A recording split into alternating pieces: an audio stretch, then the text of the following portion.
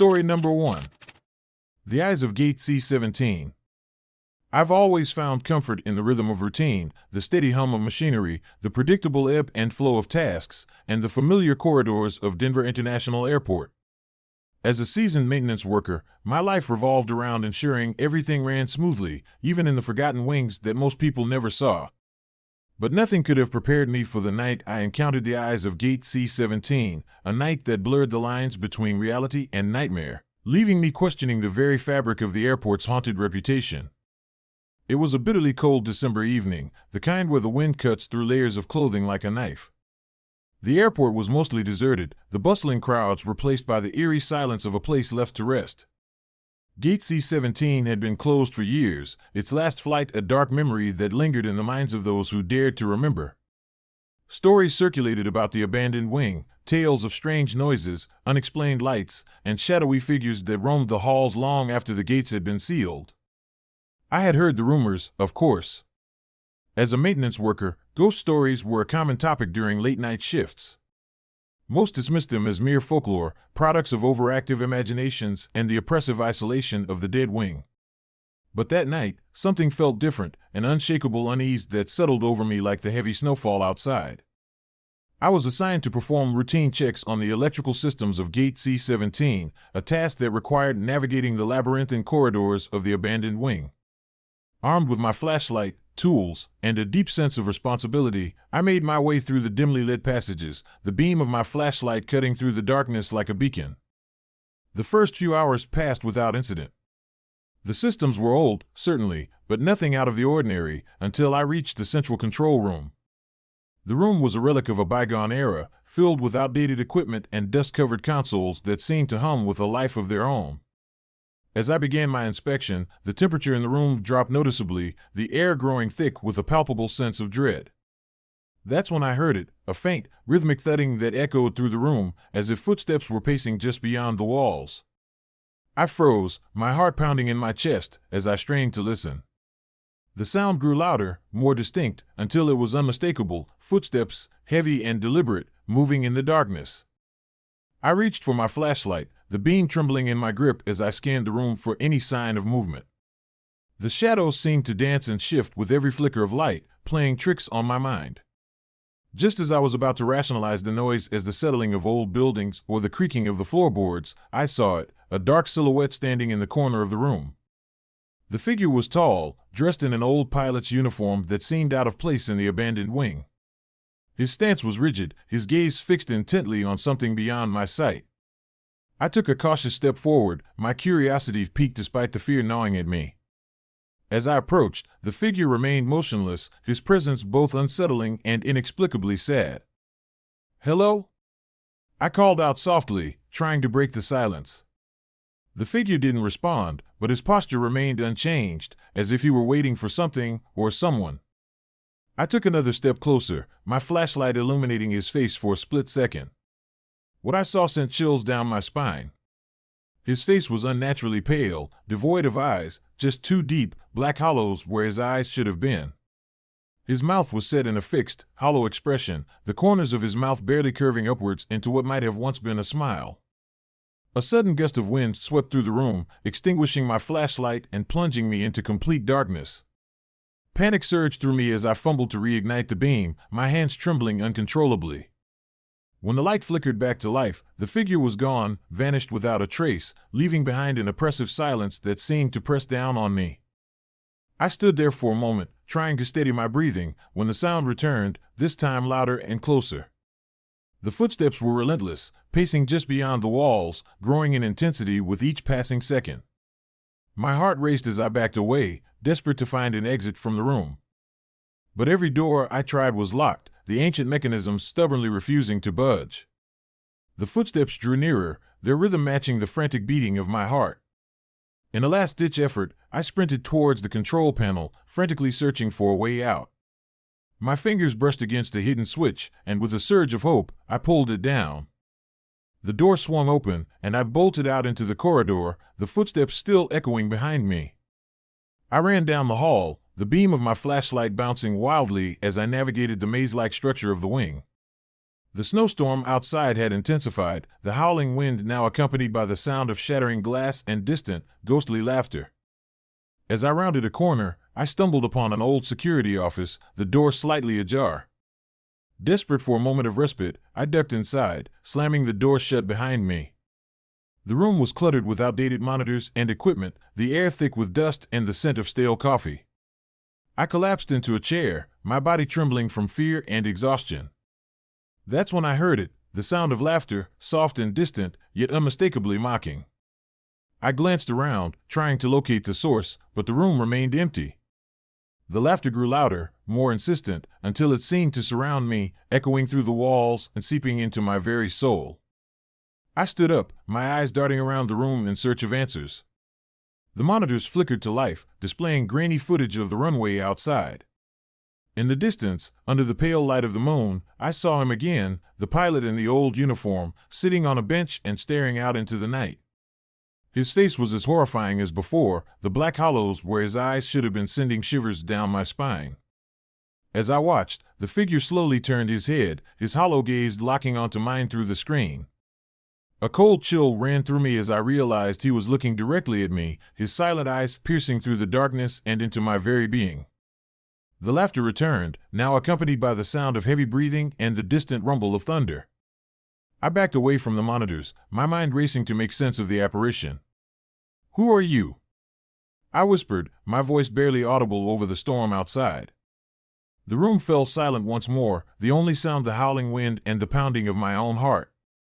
I took a deep breath, trying to steady my nerves, and approached the window, peering out into the blizzard. The runway was deserted, the snow covering every trace of human activity, but the figure of the pilot remained, standing motionless in the distance. Suddenly, the room plunged into darkness once again, the power flickering out as the storm raged on. Panic surged through me as I fumbled for my flashlight, the beam cutting through the blackness as I tried to find a way out. The laughter and heavy breathing returned, louder and more menacing than ever, filling the room with a sense of impending doom. In a moment of clarity, I realized that the ghost of the old pilot was bound to this abandoned wing, a restless spirit trapped in an eternal loop of fear and isolation. Determined to break the cycle, I resolved to confront him and uncover the truth behind his haunting presence. Gathering my courage, I made my way back to the control room, the corridors seemingly endless and labyrinthine in the darkness. The storm outside showed no signs of abating, the snow now an impenetrable barrier that blocked any hope of escape. The footsteps returned, now accompanied by the ghostly laughter, guiding me towards the heart of the wing. As I entered the control room once more, the door slammed shut behind me, the sound echoing through the empty space. The room was colder than before, the air thick with the presence of the unseen. I approached the old pilot, determined to communicate with his spirit and find a way to set him free. "Why are you haunting this place?" I asked, my voice steady despite the fear that still gnawed at me. The figure of the pilot materialized before me, his hollow eyes fixed on mine, his mouth opening to reveal nothing but dark emptiness. "I can't escape," he whispered, his voice a mournful echo that seemed to resonate with the very walls of the room. "They took me from the skies, left me to wander these halls forever." Tears welled up in my eyes as I realized the depth of his suffering, the anguish of a man denied peace and trapped in an endless cycle of haunting. "You don't have to be alone," I said softly, reaching out to him despite the cold that seemed to seep into my bones. "I'm here to help you." The pilot's figure flickered, his eyes flickering with a glimmer of hope.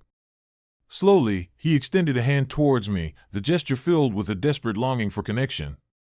I took his hand, feeling a surge of energy pass between us, a bridge between the living and the dead. In that moment, the oppressive darkness began to lift, the storm outside abating as the first rays of dawn broke through the night. The laughter and footsteps faded, replaced by a serene silence that enveloped the wing. The pilot's figure softened, his eyes losing their hollow depth as he smiled, a genuine, peaceful smile that reached his eyes for the first time. "Thank you," he whispered, his voice filled with gratitude and relief. "Now, I can finally rest." With a final, peaceful smile, the pilot vanished, his spirit freed from the chains that bound him to the abandoned wing. The control room brightened, the lights flickering back to life as the temperature warmed, dispelling the lingering chill that had haunted the space. I stood there, overwhelmed by the profound experience, knowing that I had not only survived the night but had also brought peace to a restless soul. As I made my way back to my tent, the sun rising over the snow-covered runway, I felt a sense of accomplishment and closure that words could scarcely describe. The abandoned Gate C-17 no longer felt like a place of fear and sorrow, but rather a testament to the resilience of the human spirit and the power of compassion. The legends of the haunted wing had been transformed, the stories now filled with hope and the triumph of understanding over fear. Years have passed since that night, and I've continued my work at Denver International Airport, always mindful of the forgotten wings and the stories they hold. Sometimes, late at night, I catch a glimpse of a shadowy figure in the distance, his eyes no longer hollow, but filled with a peaceful light, watching over the airport with a silent vigilance. The eyes of Gate C-17 remain a part of the airport's rich tapestry of legends, a reminder that even in the most desolate and forgotten places, there is always a story waiting to be told, a spirit yearning for peace, and a chance for redemption. And as I continue my duties, I carry with me the memory of that night, a haunting yet beautiful reminder of the thin veil that separates our world from the supernatural, and the enduring power of empathy to bridge the gap between the living and the dead. Story number 2. Echoes of the Forgotten. Winter at Los Angeles International Airport, LAX, was a time of eerie silence. While the rest of the city basked in holiday lights and bustling crowds, the underground tunnels beneath the airport lay dormant, their purpose long forgotten. Once a vital artery for transporting cargo swiftly across the globe, these subterranean passages had been abandoned years ago after a series of mysterious incidents left the authorities wary of their true nature. I'm Daniel Harris, a night security guard at LAX. My job involved patrolling these underground corridors, ensuring that nothing disturbed the dormant silence that had settled over the forgotten tunnels. Most nights were uneventful, the hum of distant machinery and the occasional drip of water from leaky pipes the only sounds breaking the oppressive quiet. But this night was different. It was mid-December, and the weather outside was unforgiving. Snowstorms battered the city, transforming the airport into a frozen wasteland. The temperature inside the tunnels was a stark contrast, a constant chill that seeped into my bones despite the heating systems struggling to keep up. I made my rounds with a heavy flashlight in hand, the beam cutting through the darkness as I navigated the labyrinthine passages. Around midnight, as I approached a particularly desolate section of the tunnel, I heard it, a faint, desperate scream echoing through the stone walls. My heart raced, the sound sending a shiver down my spine. It was a woman's voice, filled with anguish and fear, unmistakably human yet laced with something otherworldly. "Help, please!" I froze, every instinct telling me to retreat, but curiosity and a sense of duty compelled me to investigate. I followed the sound, my footsteps muffled by the thick layer of snow covering the ground. The scream grew louder, more frantic, guiding me towards an old, forgotten storage room that had once been a bustling hub of activity. As I approached the room, the temperature seemed to drop even further, the air thick with an oppressive chill. My flashlight flickered, casting long shadows that danced on the walls as I reached for the door handle. Pushing it open, I was greeted by the sight of an old suitcase lying in the center of the room. It was battered and worn, the leather cracked and frayed from years of neglect. Curiosity gnawed at me as I knelt down to inspect it. Carefully, I opened the suitcase, my breath visible in the cold air. Inside were old, blood-stained clothes, an old jacket, a pair of gloves, and a tattered scarf. My stomach churned, the sight of the blood sending a wave of nausea through me. Who could have left these behind? And why? Before I could ponder further, the lights in the tunnel abruptly went out, plunging me into complete darkness. My flashlight flickered wildly, the beam struggling to stay alive against the overwhelming blackness. I felt a sudden, icy breath on my neck, the air growing colder with each passing second. Panic surged through me as I tried to steady my racing heart. "Give me back!" A voice echoed in my mind, a desperate plea that seemed to reverberate through the very walls of the tunnel. I spun around, the flashlight barely holding on, illuminating the figure standing behind me. It was a woman, her face pale and gaunt, eyes hollow and devoid of life. Her mouth opened in a silent scream, her hands reaching out as if trying to grasp something or someone. I stumbled backward, the ground slippery with ice, my mind racing to comprehend what I was witnessing. "Who are you?" I managed to choke out, my voice trembling with fear. The woman didn't respond. Instead, she let out a guttural growl, her form beginning to distort and fade like mist in the morning sun. Her eyes, once deep and haunting, now burned with an intense, unholy light that seemed to pierce through my very soul. I turned to run, but the tunnel seemed to stretch on endlessly, the path looping back on itself like a maze designed to trap me in its icy embrace. The screams and growls echoed around me, a cacophony of fear and despair that made it nearly impossible to focus. My flashlight flickered one last time before dying, leaving me in complete darkness once more. Desperate to find my way back, I fumbled for my phone, the screen dead despite my attempts to turn it on. The cold was now unbearable, my breath a constant reminder of the icy grip that held me captive. I could feel something, or someone, prowling in the darkness, the presence of the woman lingering like a shadow that refused to let go. Minutes felt like hours as I wandered through the endless corridors, the screams and whispers guiding me deeper into the heart of the forgotten tunnels. Just when hope seemed lost, I stumbled upon an old, abandoned office filled with remnants of a time long past. Papers were strewn across the floor, and a dusty old computer sat on a desk, its screen cracked and lifeless. I sank to the floor, exhaustion and fear taking their toll. As I lay there, trying to make sense of the night's events, a soft whisper reached my ears, a name, barely audible but filled with sorrow. Emily. Tears welled up in my eyes as memories flooded back. Emily, my childhood friend who had disappeared without a trace years ago. We had lost touch, but her disappearance had always haunted me, the unanswered questions gnawing at my conscience. Could it be possible that her spirit was now trapped in these forgotten tunnels, reaching out for help? Determined to find answers, I stood up and began to search the office, hoping to uncover any clues that might explain the haunting presence that had tormented me. As I sifted through the old papers, I came across a faded photograph, Emily and I, taken on a summer day, both smiling and carefree. My heart ached at the sight, the realization dawning on me that the spirit haunting the tunnels was indeed Emily. Just then, the temperature dropped even further, the air thick with a palpable sense of dread. The whispers grew louder, the name Emily echoing through the office, filling me with a mix of fear and determination. I knew I had to help her, to free her spirit from the torment that held her captive in these icy corridors. Armed with nothing but my resolve and the memories of our friendship, I made my way back into the tunnels, the voice of Emily guiding me through the darkness. The corridors seemed to shift and change around me, the path twisting and turning in impossible ways, but I pressed on, my determination unwavering. Finally, I reached a small, dimly lit chamber at the heart of the tunnels. In the center stood a stone altar, the remnants of a forgotten ritual that seemed to pulse with dark energy. Emily's spirit hovered above the altar, her eyes now filled with a sorrowful sadness rather than the menacing emptiness they had held before. "Emily," I called out softly, stepping closer to her. "I'm here to help you."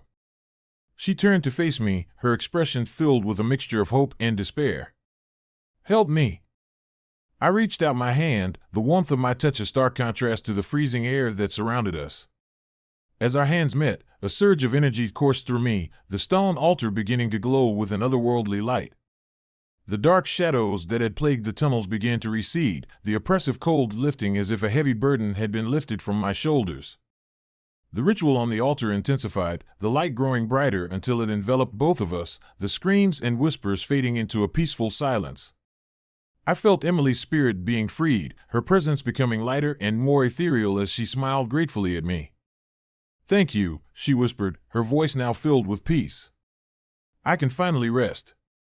With a final, serene smile, Emily's spirit dissolved into the light, leaving behind only the warmth and the fading echoes of her gratitude. The tunnels, once filled with darkness and fear, now felt alive with a sense of closure and peace. Exhausted but triumphant, I made my way back to the surface, the first rays of dawn breaking through the clouds and illuminating the snowy landscape. The horrors of the night had been confronted and overcome, the memory of Emily's spirit a reminder of the thin veil that separates our world from the unknown. Years have passed since that fateful night at LAX, and I've continued my work, always mindful of the legends that whisper through the corridors of the Forgotten Wings.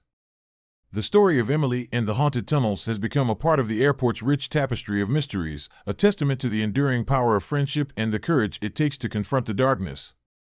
Sometimes, when the wind howls through the abandoned passages and the snow falls heavy on the ground, I catch a glimpse of a pale, serene figure standing at the end of a corridor, watching over the tunnels with eyes that no longer hold the emptiness of fear, but the warmth of gratitude and peace.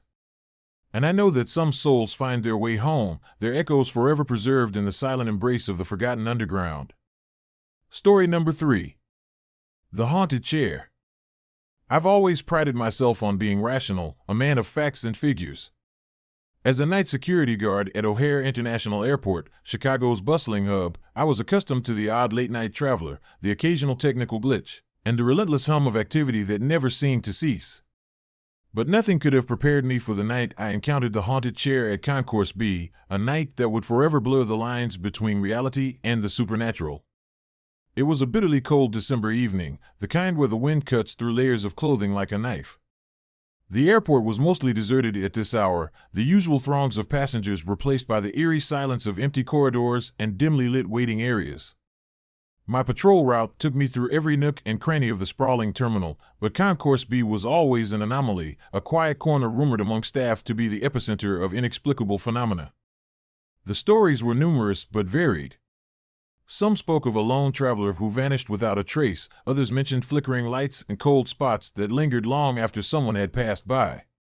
The most persistent tale, however, was about a specific chair in the waiting area that seemed to have a mind of its own. On this particular night, I was making my rounds, my flashlight beam cutting through the darkness as I navigated the deserted concourse. The air was thick with the scent of disinfectant and the faint, metallic tang of machinery. As I approached the infamous waiting area, a chill ran down my spine, not from the cold, but from an unspoken dread that seemed to permeate the very walls. There was the chair. An ordinary-looking recliner, upholstered in faded blue fabric, positioned near a large window that offered a view of the snowy runway outside. What made it peculiar wasn't its presence, but its behavior. Staff members had reported seeing it move subtly when no one was around, shifting slightly as if someone invisible were sitting there. I approached cautiously, my flashlight casting long shadows that danced across the floor. The waiting area was silent, the only sound the distant wail of a late-night flight. I glanced around, half expecting to see someone lurking in the shadows, but the room remained empty.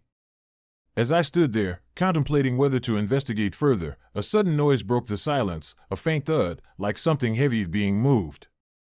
My heart quickened as I realized the sound was coming from the chair. I watched intently as it began to swivel slowly, the movement so slight it was almost imperceptible. I took a step closer, my rational mind struggling to explain the phenomenon. "Hello?" I called out, my voice echoing in the empty space. "Is someone there?" No response. The chair continued its slow rotation, the fabric creaking softly with each movement. I reached out, my fingers grazing the armrest, and felt a sudden drop in temperature. My breath became visible in the frigid air, and I shivered involuntarily. That's when I saw it, a shadowy figure materializing behind the chair, a translucent apparition of a man in a pilot's uniform. My rational mind screamed to turn and run, but my legs refused to obey. The apparition's face was eerily smooth, devoid of any distinguishing features except for two deep, hollow eyes that seemed to stare right through me. A sense of profound sadness emanated from the spirit, his presence both haunting and sorrowful. "Tra-li toi." His voice echoed in my mind, a desperate plea that resonated through the empty concourse. "Tra-li toi." I stumbled backward, my heart pounding in my chest as the temperature plummeted further.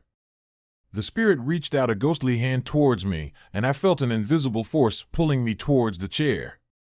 Panic surged through me as I tried to resist, but the grip was too strong, my body moving against my will. As I was dragged closer, I noticed something chilling, wet handprints smeared across the armrest, as if someone had desperately tried to hold onto the chair just moments before. The apparition's eyes bore into mine, filled with an unbearable sorrow. "Nuoi adamado day," his voice whispered, the words carrying a weight of untold tragedy.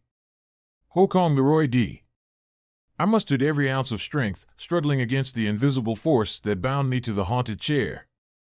With a final, desperate effort, I broke free, collapsing onto the cold floor as the apparition faded into the shadows, leaving behind an oppressive silence that pressed down on me like a physical weight. Breathing heavily, I rose to my feet, my mind racing to comprehend what had just transpired. The chair remained still, the wet handprints now dry and faded, as if the encounter had never happened. I glanced around, half expecting the spirit to reappear, but the waiting area remained empty, the only sign of the night's horrors the lingering chill in the air. Determined to make sense of the experience, I decided to dig into the history of Concourse B and the tragic events that had occurred there years ago. What I discovered was a story of loss and despair, a plane crash that had claimed the lives of several crew members, including a seasoned pilot named James Donovan. The crash had been shrouded in mystery, with no survivors and no wreckage ever found in the snow-covered wilderness outside the airport. Local lore suggested that Donovan's spirit had remained trapped within the terminal, unable to find peace after the tragic accident. The haunted chair had been his last known position before the crash, a place where he had awaited the return of his passengers, never to reunite with them. The realization hit me hard. James Donovan was the spirit I had encountered, his restless soul seeking closure and connection. The wet handprints were a testament to his desperate attempts to reach out, to communicate his eternal longing for those he had lost. Over the following weeks, I couldn't shake the memory of that night. The haunted chair at Concourse B became an obsession, a puzzle I felt compelled to solve. I returned to the waiting area multiple times, hoping to catch another glimpse of Donovan's spirit or uncover more clues about his tragic fate. Each visit reinforced the presence of something beyond the physical, a lingering sorrow that hung heavy in the air. One night, as I sat alone in the waiting area, my flashlight beam resting on the infamous chair, I heard the familiar thud and scrape of movement. My heart raced as I watched the chair swivel slowly once more, the sound of fabric creaking filling the silence. This time, I was prepared. I approached the chair with a newfound sense of purpose, determined to offer Donovan the peace he so desperately sought. "James," I called out softly, my voice steady despite the fear that still gripped me. "I know what happened. Let me help you find peace." The temperature in the room dropped once again, the air thick with the presence of the spirit. Donovan's apparition materialized behind the chair, his hollow eyes now filled with a glimmer of hope. The wet handprints reappeared, and I felt the same invisible force pulling me towards the chair, but this time, I resisted, holding out my hand towards the spirit. "Tralai-toi," I repeated, my voice filled with empathy and determination. "You don't have to stay here anymore." Donovan's spirit hesitated, his gaze shifting from mine to the distant runway visible through the window. A faint smile touched his ghostly lips as the burden of his eternal vigil began to lift. The air grew warmer, the oppressive chill fading as if the spirit's sorrow was being released. With a final, grateful nod, Donovan's apparition began to dissolve, his form blending into the shadows until only the lingering warmth of peace remained. The haunted chair stood still once more, the wet handprints now entirely erased, as if the night's encounter had never taken place. Relief washed over me as I realized I had done it. I had helped a lost soul find his way to the other side. The stories of Concourse B would continue to circulate, but the haunted chair no longer held the restless spirit of James Donovan. Instead, it stood as a silent testament to the power of understanding and compassion, a reminder that even in the most desolate places, there is hope for redemption and peace. Years have passed since that transformative night at O'Hare, and I've continued my work, always mindful of the legends that whisper through the corridors of the forgotten concourses. The story of James Donovan and the haunted chair has become a part of the airport's rich tapestry of mysteries, a tale of loss, sorrow, and ultimately, the triumph of empathy over fear. Sometimes, during my late-night patrols, I catch a glimpse of a shadow moving gracefully through the concourse, a fleeting presence that brings a sense of calm rather than fear. It's as if James Donovan is watching over the airport, ensuring that no other soul remains lost in the darkness. And in those moments, I'm reminded of the thin veil that separates our world from the unknown, and the enduring power of kindness to bridge the gap between the living and the dead. As I continue my rounds, the haunted chair at Concourse B remains a place of quiet reverence, no longer a source of fear but a symbol of hope and the possibility of finding peace in the most unexpected places. The echoes of that night linger in my mind, a haunting yet beautiful reminder of the mysteries that lie beneath the surface of our everyday lives, waiting to be uncovered by those brave enough to seek the truth. Story number 4. The Ghost on Runway 13th. Winter in Miami was an oddity. The sweltering heat and vibrant energy that defined the city during other seasons were replaced by an unexpected chill that crept through the palm trees and settled over the sprawling Miami International Airport. Runway 13, a bustling artery for countless flights, had earned a notorious reputation over the decades, a reputation steeped in tragedy and mystery that lingered like a ghostly shadow over the terminal. My name is Michael Lawson, and I've worked as an air traffic controller at LAX for over 15 years. Moving to Miami for a fresh start seemed like the perfect opportunity, away from the constant hustle and the personal demons that plagued me. Little did I know, Miami International Airport held its own secrets, ones that would blur the lines between reality and the supernatural. It was late November, a time when the airport was quieter than usual, the peak holiday travel season yet to begin. I was assigned to control Runway 13, a designation that came with its own set of warnings from the veteran controllers. Stick to your protocols, they'd say, and keep an eye out for the unusual. I brushed off their warnings as airport lore, stories crafted to keep newcomers vigilant and perhaps a tad superstitious. On a particularly crisp evening, as the sun dipped below the horizon, painting the sky with hues of orange and pink, I settled into my station. The hum of the control tower was a comforting constant, a reminder of the order that governed the chaos of thousands of flights. My shift was uneventful until the clock struck midnight. The first report came through. A pilot, weary from a long-haul flight, mentioned seeing a woman in a red dress walking along the runway. At first, I dismissed it as a case of pilot fatigue or perhaps a trick of the light. But as the night progressed, more reports surfaced. Pilots claimed glimpses of a woman gliding gracefully across Runway 13, only to vanish when their planes prepared to land. Curiosity piqued, I decided to review the historical data on Runway 13. What I found was chilling: a plane crash from the late 1970s, a Douglas DC-10 that had met a tragic end during a snowstorm. All 157 souls on board were lost, and the wreckage was never fully recovered, swallowed by the relentless Miami winter. Theories abounded, from mechanical failure to inexplicable weather phenomena, but none could explain the sudden disappearance of the aircraft. That night, the temperature dropped further, the wind howling through the airport like the mournful cries of lost spirits. As I monitored the flights, my eyes caught movement out of the corner of my eye. There, on the far end of Runway 13, stood a woman in a striking red dress.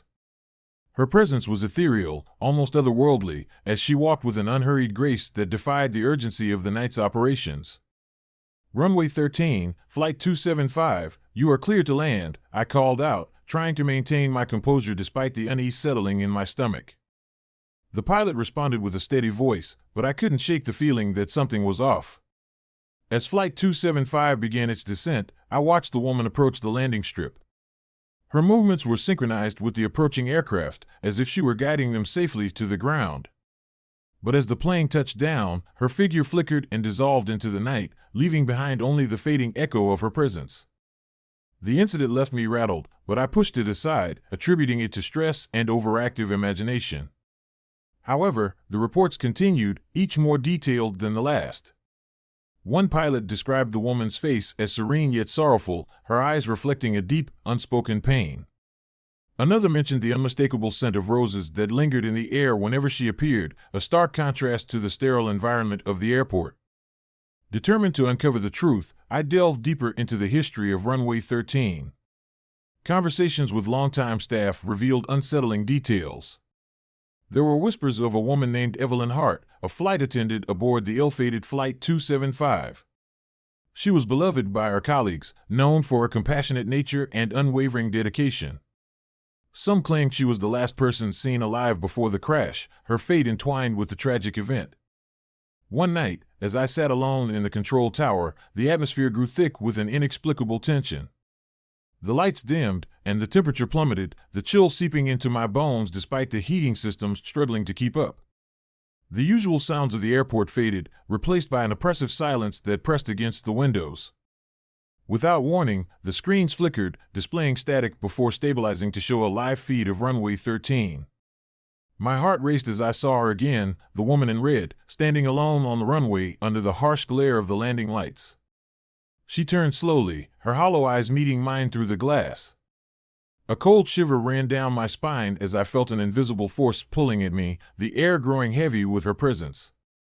Tralai toi, her voice echoed in my mind, a desperate plea that resonated with a sorrowful intensity.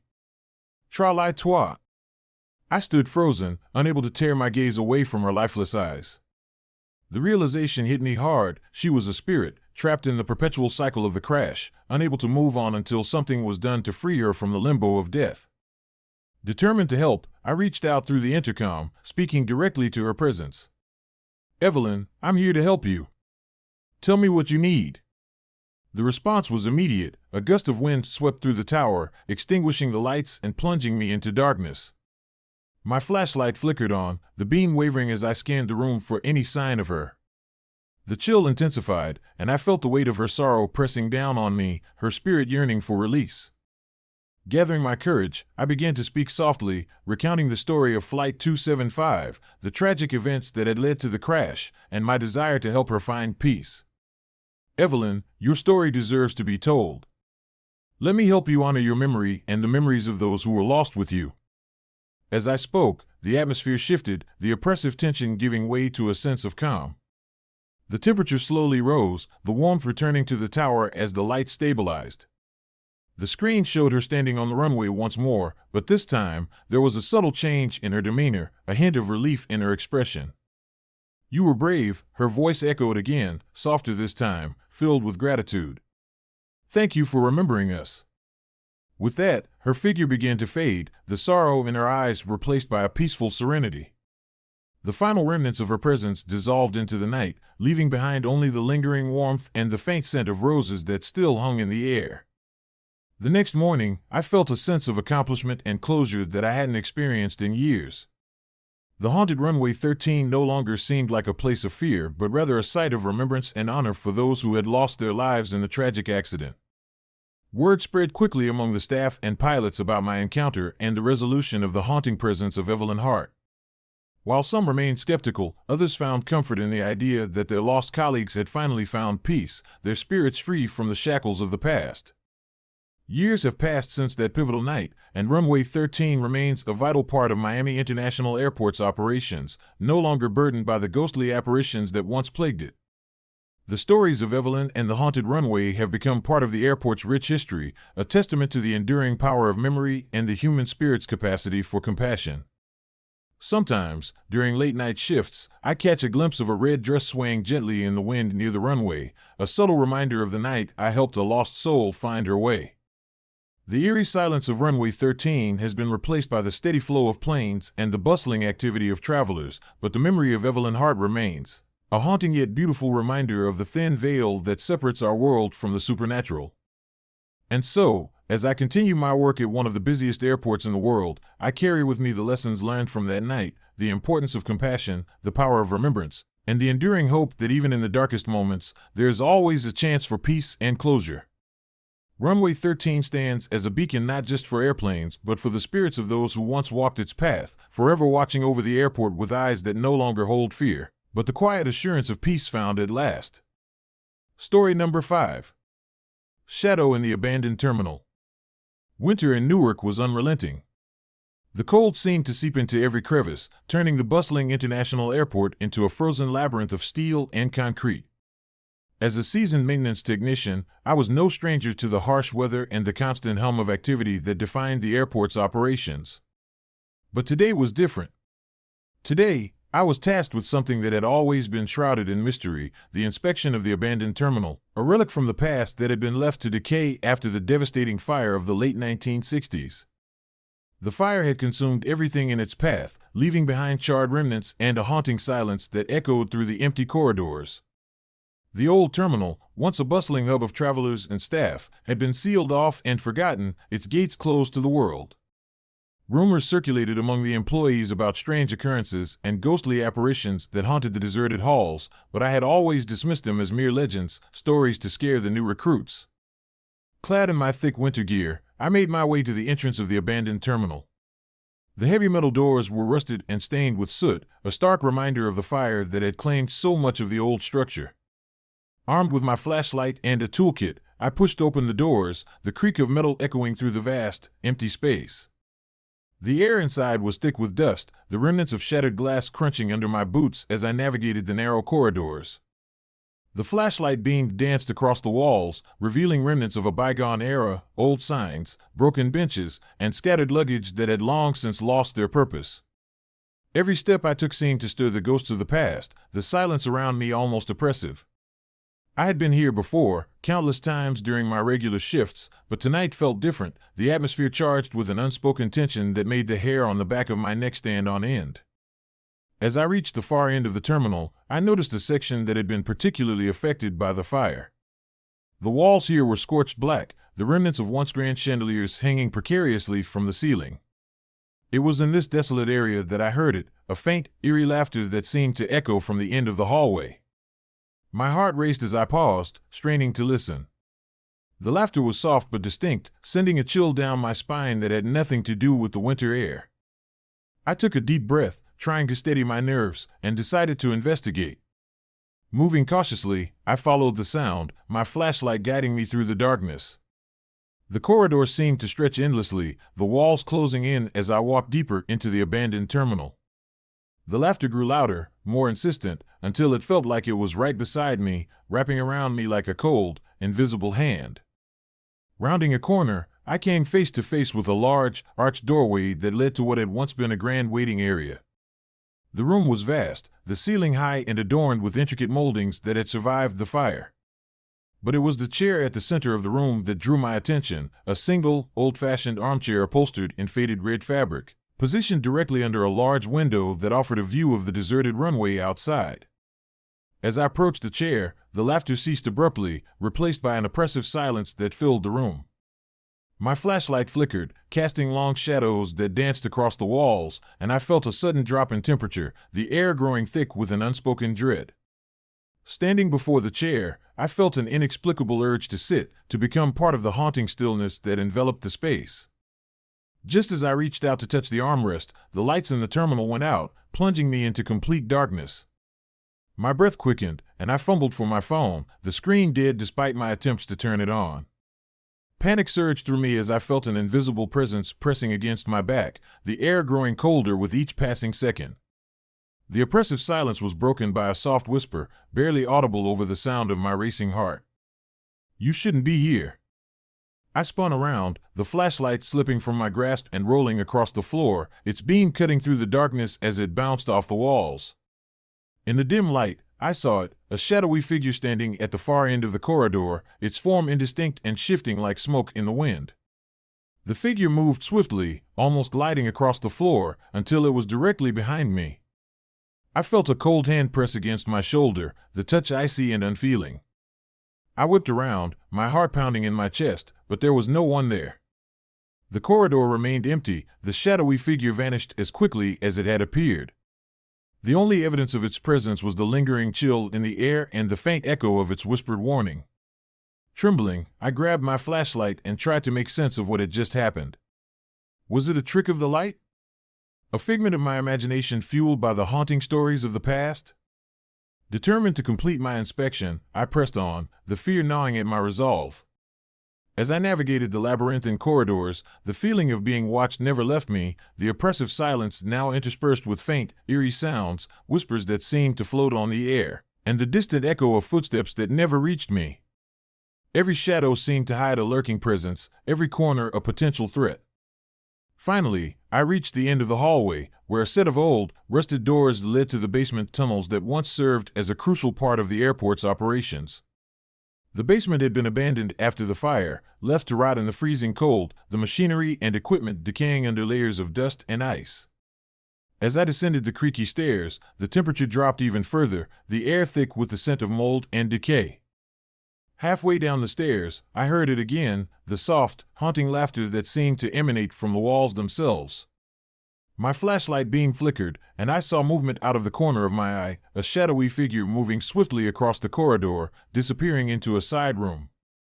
My heart raced as I approached the door, every step amplified by the echoing silence around me. Pushing the door open, I was greeted by the sight of an old, abandoned office. The furniture was covered in a thick layer of dust, the desks and chairs frozen in time, remnants of the lives that had once thrived here now reduced to silent specters of the past. As I stepped inside, the laughter ceased, replaced by an oppressive silence that pressed down on me like a physical weight. I moved cautiously through the office, my flashlight beam revealing faded photographs and broken equipment scattered across the floor. It was then that I saw it, a large, old-fashioned suitcase lying open on a desk, the contents spilled out and frozen in time.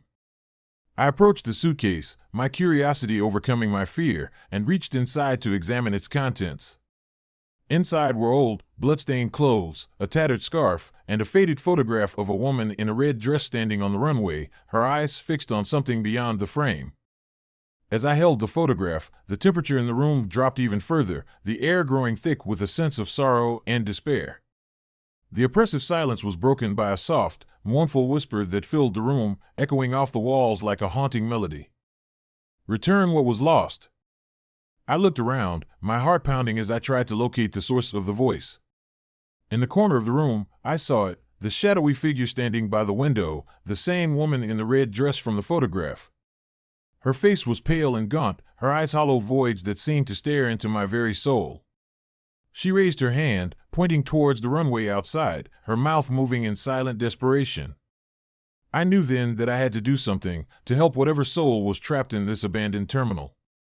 Driven by a sense of responsibility and compassion, I began to search the office for any clues that might help me understand the tragic events that had unfolded here. As I sifted through the remnants of the past, I uncovered the story of Evelyn Hart, a flight attendant who had perished in the fire, her spirit bound to the terminal by the sorrow and loss of that fateful night. Determined to set her spirit free, I returned to the waiting area, the photograph clutched tightly in my hand. Standing before the chair where Evelyn had once sat, I placed the photograph on the armrest, my voice steady as I began to speak. "Evelyn, I know you're here. I'm sorry for what happened. Let me help you find peace."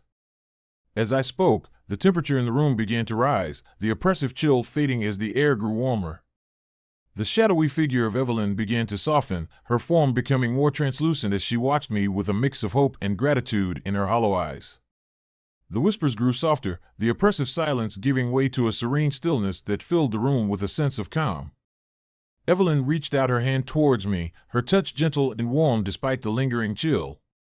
"Thank you," she whispered, her voice now filled with peace. "Finally, I can rest." With those final words, her spirit began to dissolve into the light, the shadows receding as the old terminal seemed to breathe a sigh of relief. The haunted presence that had plagued the abandoned corridors was gone, replaced by a sense of closure and tranquility that had been missing for decades. Exhausted but fulfilled, I made my way back to the surface, the first rays of dawn breaking through the darkness and illuminating the snow-covered runway. The haunted terminal no longer seemed like a place of fear, but rather a site of remembrance and honor for those who had lost their lives in the tragic fire. The stories of ghostly apparitions and unexplained phenomena had been silenced, the spirits of the past finally finding the peace they had long been denied.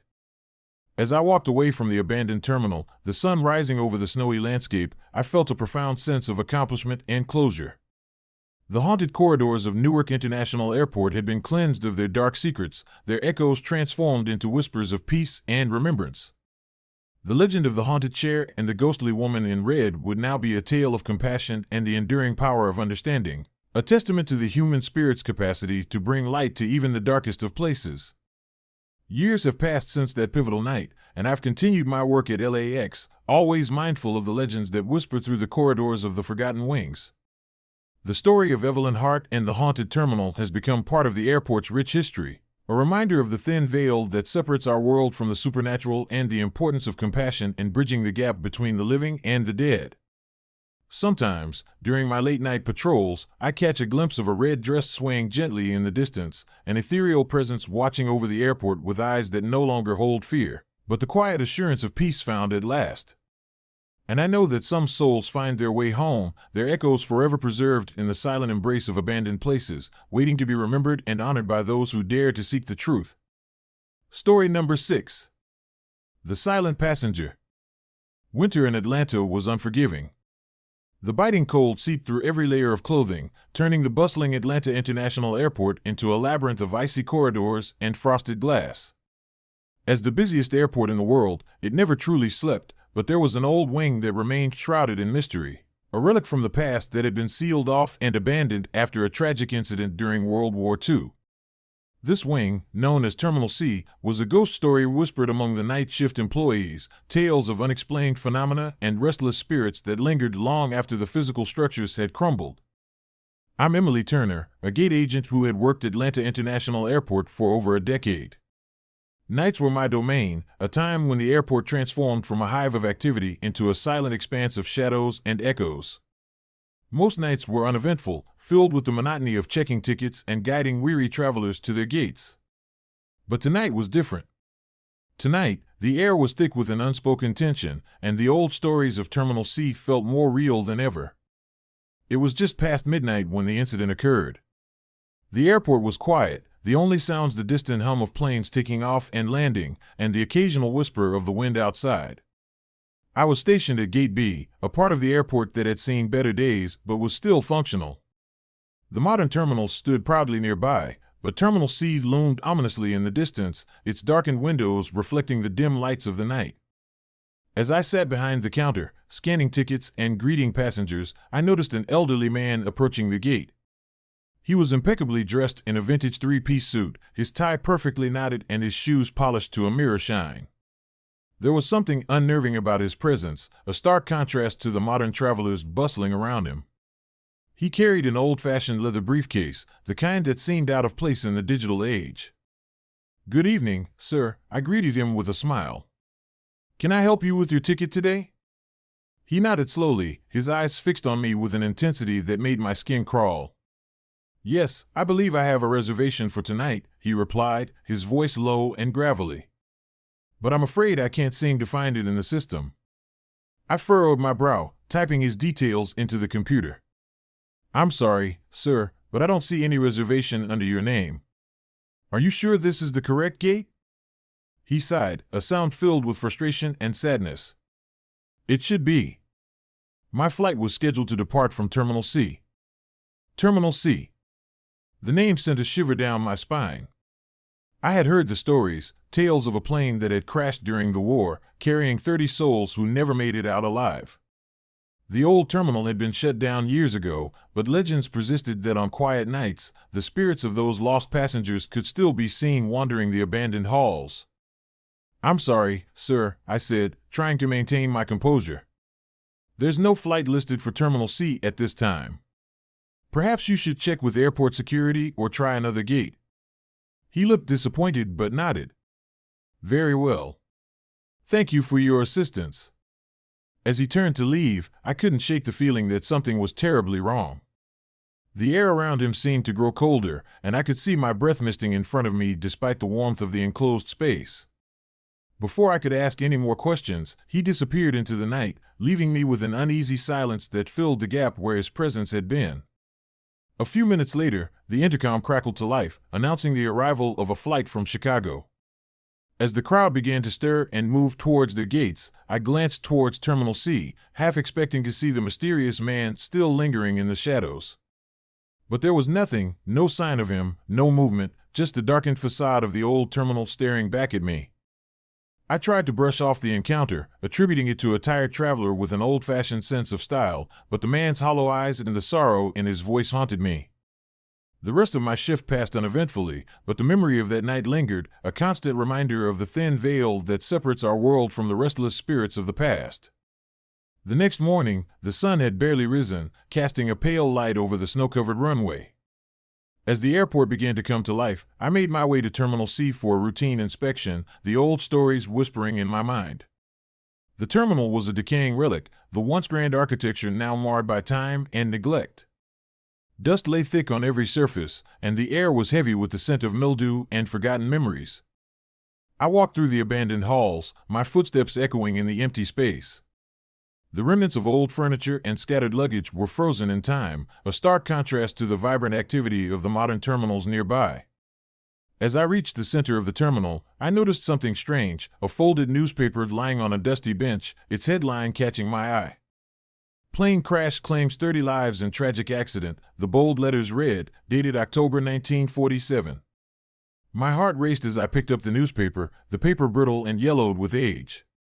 The article detailed the unfortunate event, describing how a military transport plane had gone down during a fierce snowstorm, leaving no survivors and destroying much of the terminal. Suddenly, a cold breeze swept through the hall, and the temperature dropped noticeably. I shivered, pulling my coat tighter around me as I continued my inspection. That's when I heard it, the faint sound of laughter, soft and eerie, echoing from the far end of the corridor. My flashlight flickered, the beam cutting through the darkness as I tried to locate the source of the sound. As I moved towards the noise, the laughter grew louder, more insistent, until it felt like it was right beside me. I turned the corner and came face to face with an old, antique chair positioned under a large, broken window. It was the same chair the elderly man had sat in the previous night, now sitting motionless in the abandoned terminal. My breath caught in my throat as I approached the chair, the air around me thick with an unspoken sorrow. Just as I reached out to touch the armrest, the lights in the terminal flickered and dimmed, plunging me into near darkness. The only illumination came from the weak beam of my flashlight, casting long, eerie shadows across the walls. I felt an oppressive presence in the room, a heavy sadness that seemed to seep into my very soul. A sudden noise behind me made me spin around, the flashlight beam darting across the corridor. There, standing just a few feet away, was the same elderly man in the vintage suit. His face was pale and hollow, the eyes empty voids that seemed to stare right through me. He raised a hand, pointing towards the window, and a cold whisper filled the air. "You shouldn't be here." Before I could react, he turned and began to walk away, his form fading into the shadows as he disappeared from sight. I stood frozen, the weight of his words pressing down on me, a chilling reminder of the tragedy that had unfolded within these walls decades ago. Determined to understand what was happening, I delved deeper into the history of Terminal C, speaking with older airport staff and scouring through old records. What I discovered was a story of loss and lingering sorrow, a tale of a plane crash that had not only taken lives, but had also left an indelible mark on the very fabric of the terminal. The spirits of those lost passengers, unable to move on, had become trapped in the abandoned wing, their presence a constant reminder of the tragedy that had occurred. One night, armed with knowledge and a sense of purpose, I decided to confront the haunting presence of Terminal C. I returned to the old terminal, the stories of the restless spirits guiding my every step. As I walked through the deserted halls, the temperature dropped once more, the air growing thick with the scent of roses, Evelyn Hart's favorite flower, as one old staff member had mentioned. I found her seat, the same antique chair where the elderly man had sat, and placed a fresh bouquet of roses on the armrest. My voice trembled as I spoke, my words carrying a mix of fear and compassion. "Evelyn, I know what happened here. I'm sorry for your loss. Let me help you find peace." The room seemed to hold its breath as I waited, the silence stretching out around me. Suddenly, the air grew warmer, the oppressive chill lifting as if a burden had been lifted. The ghostly presence of Evelyn Hart materialized before me, her figure bathed in a soft, ethereal light. Her eyes, once empty and hollow, now held a glimmer of hope and gratitude. "Thank you," she whispered, her voice filled with a sense of relief and peace. "Finally, I can rest." With those final words, her spirit began to dissolve into the light, the shadows receding as the terminal felt lighter, freer. The haunting presence that had plagued Terminal C for decades was gone, replaced by a serene calm that enveloped the old terminal. I stood there, tears welling in my eyes, knowing that I had helped a lost soul find her way to peace. The next morning, as I walked through Terminal C one last time, the memories of that night lingered, a testament to the power of compassion and understanding in the face of tragedy. The old terminal, once a site of fear and sorrow, now felt like a place of remembrance and honor for those who had been lost. Years have passed since that transformative night at Atlanta International Airport, and I've continued my work, always mindful of the legends that whisper through the forgotten wings. The story of Evelyn Hart and the haunted terminal has become a part of the airport's rich tapestry of mysteries, a reminder that even in the busiest of places, there are hidden stories and restless spirits yearning for closure. Sometimes, during my late-night patrols, I catch a glimpse of a red dress swaying gently in the breeze, an ethereal presence watching over the airport with eyes that no longer hold fear, but the quiet assurance of peace found at last. And I know that some souls find their way home, their echoes forever preserved in the silent embrace of abandoned places, waiting to be remembered and honored by those who dare to seek the truth.